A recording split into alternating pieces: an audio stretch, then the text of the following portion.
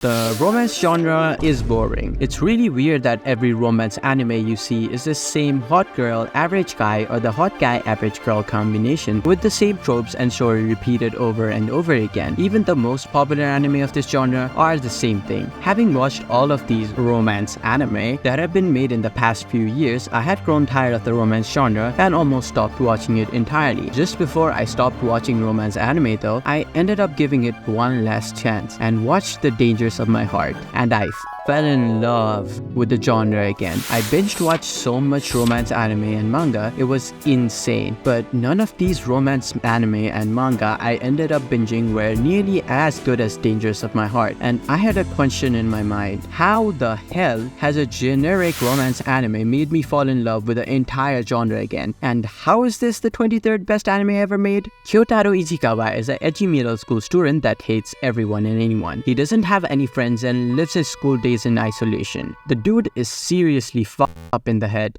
He thinks about murder and killing people, and one time throws his bike to stop a sorta aggressive guy from hitting on Anna Yamada. Anna Yamada is the complete opposite of Ichikawa. You don't need an introduction to her. School idol, model, and popular with students. She has everything Ichikawa envies. But one day he finds her snacking in the school library, and surprisingly the two get on really well. This might seem like a generic premise because, well, the premise really is generic, but most of the times the best of anime come from the most generic of premises. And I would say that this anime is the best example of that. The Dangers in My Heart is a show that does almost everything right for a romance anime. Like the characters. Don't get me wrong, the character of Ichikawa is completely flawed at the start of the show. He thinks about hurting people and is insanely annoying. But slowly, as he spends time with Yamada, he starts to fit into the school. He tries to stand beside her and wants to become someone worthy of being with Yamada. One of the best scenes in this anime is one where Ichikawa is asked to give a speech as the honor student to the senpais that are leaving that year. He obviously doesn't want to do it. I mean, it's uncomfortable,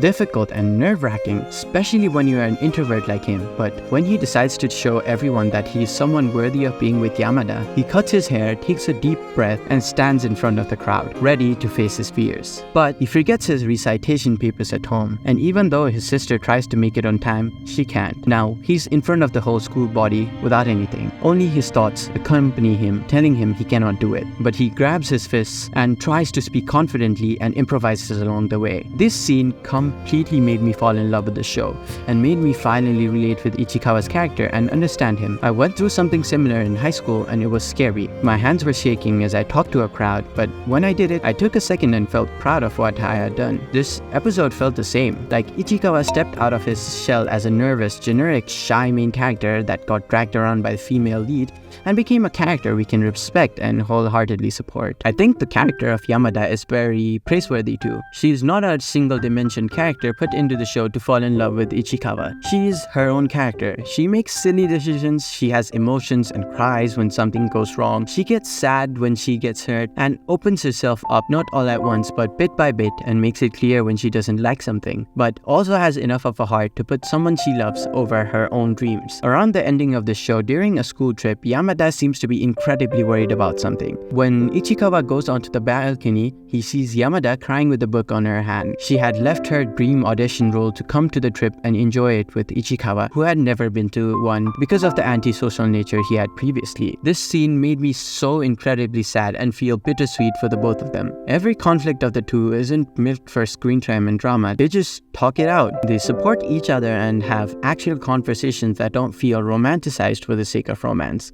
It feels like they're actually two real people being vulnerable and enjoying themselves. There's really something innocent in seeing these two, and there's also moments like these. But I believe this is what makes the romance genre good. And the focus of this anime stays on the two main characters, with each episode progressing their characters and relationship one step at a time. Even if the characters involved romantically have not officially gone out, it should be clear to both the characters that the feeling they have is mutual. It does not have to be big drops of information or a confession. It has to be subtle conversations and messages that makes it clear to the other person. Like when Ichikawa builds up the confidence to tell Yamada to not give cookies to other people even as an obligation on Valentine's Day. And when Yamada hints at the chocolate she gave to Ichikawa not being platonic but being with a romantic interest. It just feels so real and so sweetly romantic. And that's why while most of the popular romance anime to feel like big boobs. This show feels completely different. Yamada does not fall in love with Ichikawa because of the plot.